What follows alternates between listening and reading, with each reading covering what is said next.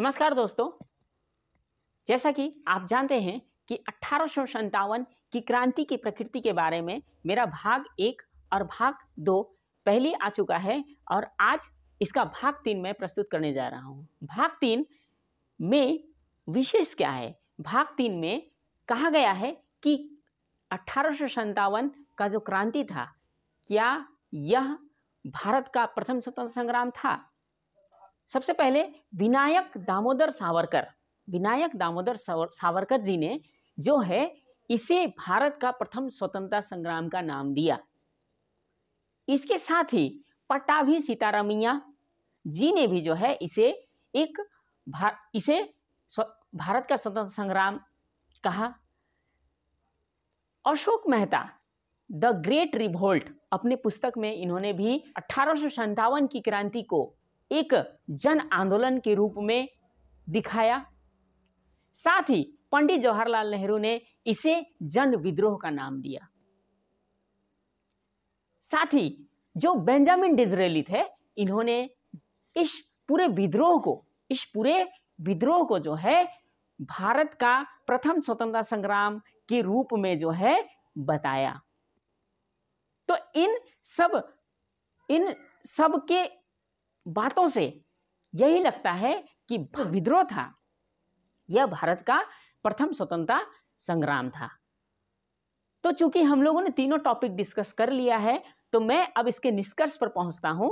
निष्कर्ष में हम लोग ये लिख सकते हैं कि हाँ, ये जो 1857 का जो क्रांति था, इसमें जो है सामंतों ने भी भाग लिया। ये जो 1857 का क्रांति था, इस क्रांति में सैनिकों ने भी भाग लिया और ये जो 1857 का जो क्रांति था, इसमें जो है जन सामान्य लोगों ने भी भाग लिया। सभी लोगों ने इस विद्रोह में भाग लिया। खास करके जब हम 1857 की परिणाम को देखते हैं तो हमें समझ में आता है कि हमें इस विद्रोह को कौन सा नाम देना चाहिए। क्योंकि हम लोग जब देखते हैं इसका परिणाम, तो देखते हैं कि 1600 ईस्वी से चली आ रही ईस्ट इंडिया कंपनी का समाप्ति जो है इसी विद्रोह के कारण हुआ। वर्षों से चली आ रही नीति, जो कूटनीति, जो लॉर्ड डलहौजी, लॉर्ड वेलेस्ली के द्वारा चलाया गया था, यही समाप्त हुआ।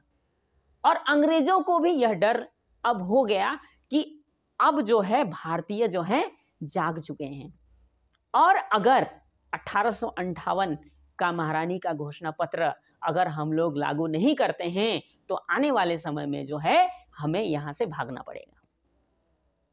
तो ये जो परिणाम है, ये परिणाम दर्शाता है कि हमारा जो 1857 का जो क्रांति था, असल में ये महाविद्रोह था, ये भारत का प्रथम स्वतंत्रता संग्राम था, ये दर्शाता है। क्योंकि यही जो विद्रोह था, इसने हमारे अंदर एक आशा की किरण जगाई कि हम अब अंग्रेजों के अधीन नहीं रहेंगे, हम भी आजाद हो सकते हैं, हम भी अंग्रेजों के विरुद्ध लड़ सकते हैं। इसीलिए इस विद्रोह को जो है भारत का प्रथम स्वतंत्रता संग्राम कहना उचित है। तो मैंने आप लोगों को 1857 की प्रकृति के बारे में पहला भाग 1, भाग 2 और भाग 3 में पूरी तरह से मैंने आप लोगों को समझाया। आशा करता हूं कि आप लोगों को समझ में आया होगा और अच्छे प्रकार से इस वीडियो को देखकर, आप तीनों भाग को देखकर जो है अपना क्वेश्चंस का आंसर जो है तैयार कर सकते हैं और माध्यमिक में अच्छा से अच्छा नंबर ला सकते हैं। तो आज के लिए इतना ही। Thank you.